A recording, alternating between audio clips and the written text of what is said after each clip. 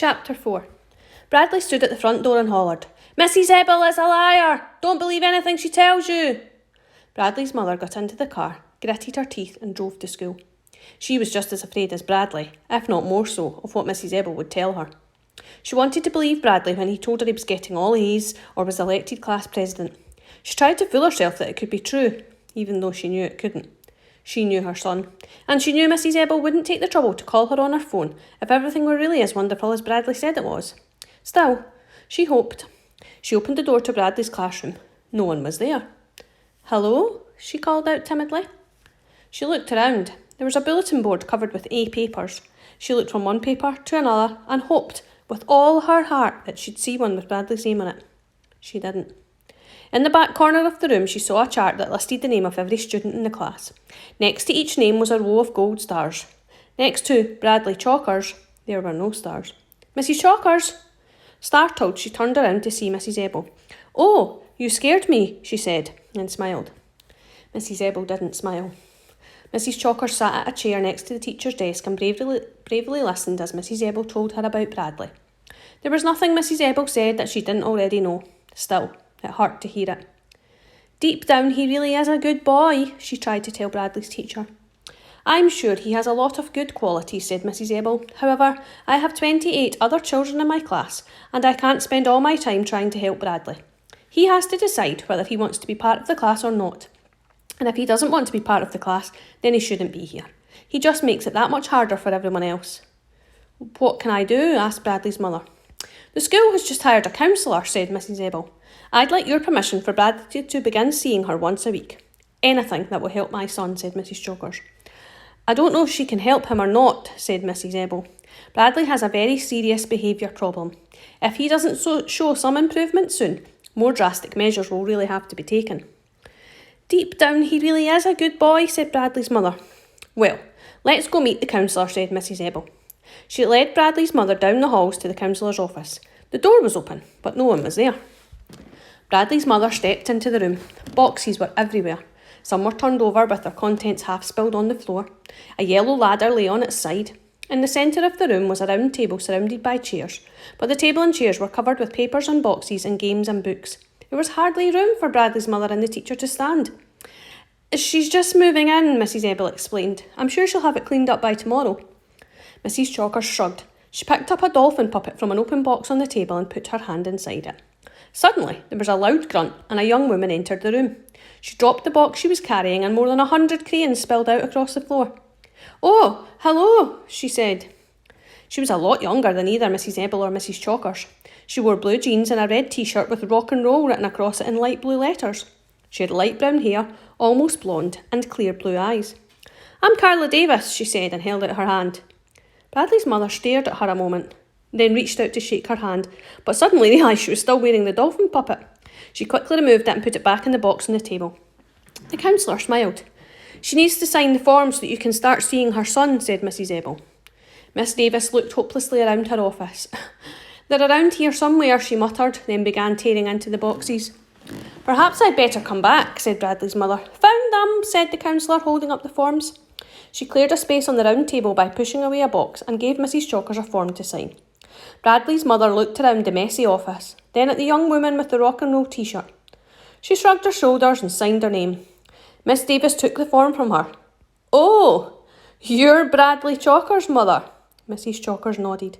"You would not believe all the horror stories I've heard about Bradley Chalkers," said the new counsellor. "I've been here less than 3 hours, but it seems like every teacher in the school has dropped by to warn me about him." "Deep down he really is," Bradley's mother started to say. "I can't wait to meet him," the counsellor interrupted. "He sounds charming, just delightful." Chapter 5. At dinner, Bradley's father asked how the meeting with Bradley's teacher went. Bradley looked down at his mashed potatoes. "Fine," said his mother. "Bradley is doing very well." "Good. Glad to hear it," said his father. Bradley was glad to hear it too. Later that evening, his mother came into his room. "I met Miss Davis, the new counsellor," she said. "You're going to begin seeing her tomorrow." "No," said Bradley. "I won't go." "Please, Bradley, don't be that way. She can help you if you'll let her." "I don't need any help. You said I was doing very well." Did you want me to tell your father the truth? Do you want to be sent to military school? Maybe he's right. I don't know. Maybe that's what you need. You said I was doing very well. I heard you. Please, Bradley, said his mother, give Miss Davis a chance. Please. You should have taken me to the zoo. It was drizzling the next morning as Bradley walked to school. He wore red rubber boots and a yellow raincoat. He stamped in every puddle along the way, making big splashes. He suddenly stopped when he saw Jeff standing next to the school under the overhang. Bradley's right foot remained in the centre of a puddle as he stared at his one and only friend. He took a deep breath, then slowly walked towards Jeff. He has to like me, he tried to convince himself. I gave him $1. Hi, Bradley, Jeff greeted him. He didn't answer. If you want, I can help you with your homework sometimes, Jeff offered. I know I'm new here, but I'm pretty smart and we learned the same stuff at my old school, he shrugged modestly. Bradley looked at Jeff as if he were from outer space. I don't need any help, he said. I'm the smartest kid in the class. Ask anyone. They headed for Mrs. Ebble's room side by side, but not necessarily together. Chapter 6. Jeff Fishkin was hopelessly lost. He clutched his hall pass as he looked down the long, empty corridor. The school seemed so big to him. He was on his way to see the new counsellor. She was supposed to help him adjust to his new environment. Now, he not only didn't know how to get back to her office, he had no idea how to get back to Mrs. Ebble's class either. The floor was slippery. It had started raining during recess, and the kids had tracked water and mud inside with them. A teacher carrying a stack of papers stepped out of a door, and Jeff hurried up to her. Can you tell me where the counsellor's office is, please? He asked. His voice trembled. The teacher first checked to make sure he had a hall pass. Then she said, The counsellor's office. Let's see. Go down this hall to the end, turn right, and it's the third door on your left. Thank you very much, said Jeff. He started to go. No, wait, said the teacher. That's not right. She's in the new office in the other wing. Turn around and go back the way you just came, then turn left at the end of the hall, and it's the second door on your right. Thank you, Jeff said again. He walked to the end of the hall, turned right, counted to the second door as left, and pushed it open. A girl with red hair and a freckled face was washing her hands at the sink. When she saw Jeff, her mouth dropped open. What are you doing in here? She asked. Huh? Jeff uttered. Get out of here, she yelled. This is the girls' bathroom. Jeff froze. He covered his face with his hands, then dashed out the door. There's a boy in the girls' bathroom, the girl screamed after him. He raced down the hall. Suddenly his feet slipped out from under him. He waved his arms wildly as he tried to keep his balance, then flopped down on the floor. Oh no, no, no, oh no, no, no, he groaned. What have I done? Oh, why didn't I just read the sign on the door? This is the worst day of my whole life. Suddenly, he realised he was no longer holding the hall pass. He stood up and frantically looked around. Don't tell me I dropped it in the girls' bathroom. He heard someone coming, hurried off in the opposite direction. He rounded the corner, then spotted what looked like some kind of storage room. It was cluttered with boxes. He ducked inside and closed the door behind him. Hello, said a voice. He spun around. A woman stepped down off a yellow ladder. You must be Jeff, she said. I'm Carla Davis. She smiled and held out her hand. I'm so glad you've come. I was afraid you might get lost. Chapter 7. Jeff sat at the round table. The counsellor sat across from him. So, how do you like Red Hill School? She asked. He stared straight ahead. There's a boy in the girls' bathroom, echoed inside his head. I imagine it must seem a little scary, said the counsellor. He didn't answer. I think it's scary, she said. It seems so big. Any time I try to go anywhere, I get lost. He smiled weakly. It's hard for me because I'm new here, she explained. Today is only my second day of school. I don't know anybody. Nobody knows me. The other teachers all look at me strangely. It's hard for me to make friends with them. They already have their own friends. I know what you mean, Jeff said. Maybe you can help me, said the counsellor. Me, said Jeff. How can I help you? I'm the one who needs help. Well, maybe we can help each other. What do you think about that? How? We're the two new kids at school, she said. We can share our experiences and learn from each other. Jeff smiled. OK, Miss Davis, he said. Jeff, she said, if we're going to be friends, I want you to call me Carla, not Miss Davis. He laughed. Do you think Carla is a funny name? No. I just never called a teacher by her first name, that's all. But we're friends, and friends don't call each other Miss Davis and Mr. Fishkin, do they? Jeff laughed again. No, he said, then he frowned. The kids in my class call me fish face. Have you made any friends? Asked Carla. I sort of made one friend, said Jeff, but I don't like him. How can he be your friend if you don't like him? Nobody likes him. At first I felt sorry for him because nobody wanted to sit next to him. Mrs. Ebel said it out loud right in front of the whole class. Nobody likes sitting there, she said. It was like he wasn't even there. It's bad enough when a kid says something like that, but a teacher? It must have hurt his feelings, said Carla. No, he just smiled. He may have been smiling on the outside, but do you think he was really smiling on the inside? I don't know. I guess not. I guess that's why I tried to be friends with him. I told him I liked sitting next to him, but then he said, give me $1 or I'll spit on you. What did you do? I gave him $1. I didn't want him to spit on me. But then later he said, I'll give you $1 to be my friend. So I took it, but it was my $1. So does that mean I have to be his friend, even though I just broke even? Well, what do you think friendship is? Carla asked him. I don't know, I know what it is, but I can't explain it. Is it something you can buy and sell? Can you go to the store and get a quart of milk, a dozen eggs and a friend? Jeff laughed. No. So does that mean I don't have to be friends with him? I won't tell you what to do, said Carla. All I can do is help you think for yourself. I don't even know if Bradley wants to be my friend, said Jeff. Today at recess, we hung around together, but we didn't do anything. He acted like I wasn't there. Then, when it started to rain, he ran around trying to push little kids into the mud. Could you share your feelings with him? Asked Carla. That's the real way to build a friendship, by talking and by being honest and by sharing your feelings, like the way we're talking and being honest with each other now. That's why we're friends. But Bradley's different than you and me, said Jeff. I think you'll find that if you're nice to Bradley, he'll be nice to you. If you are honest and friendly with him, he'll be honest and friendly with you. It's just like the $1. You always break even. Jeff smiled. Are you going to see Bradley too? He asked. Yes, later today. Do you think you'll be able to help him?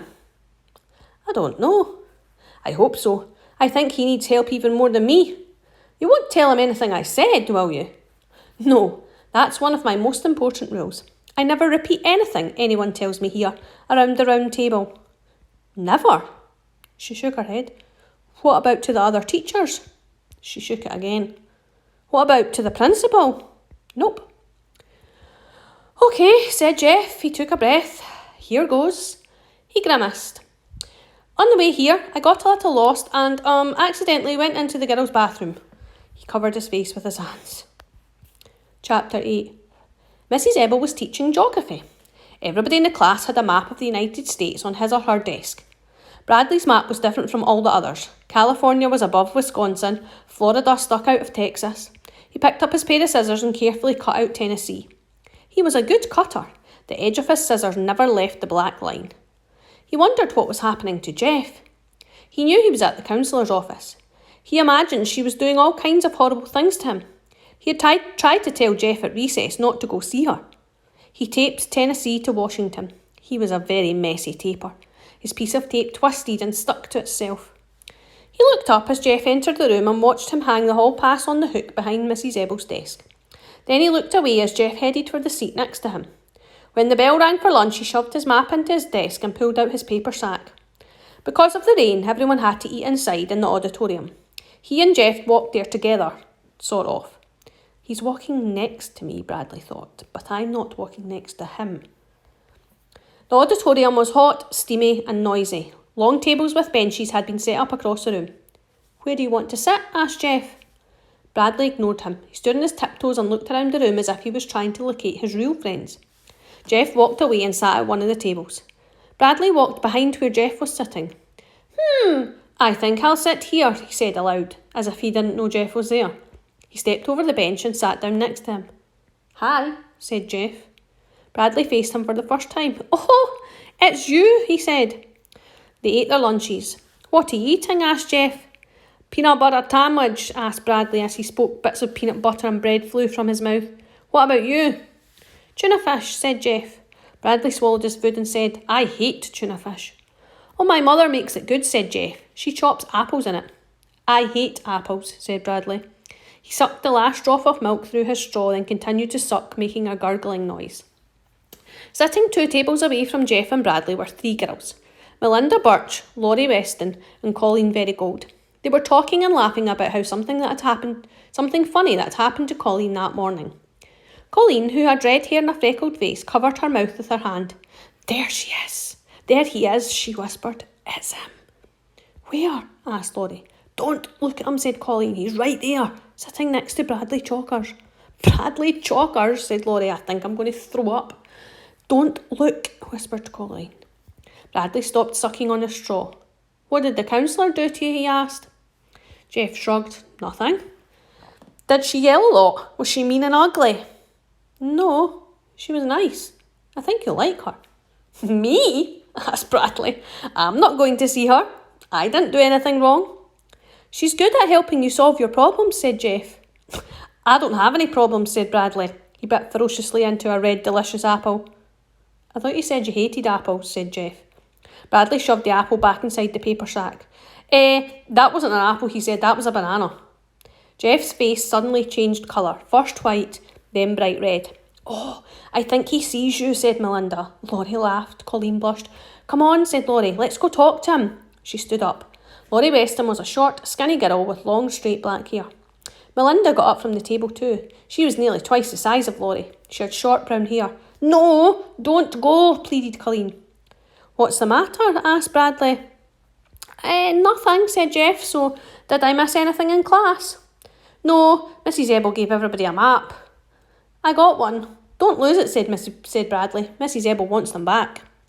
2 girls were giggling behind them. Geoff and Bradley turned around.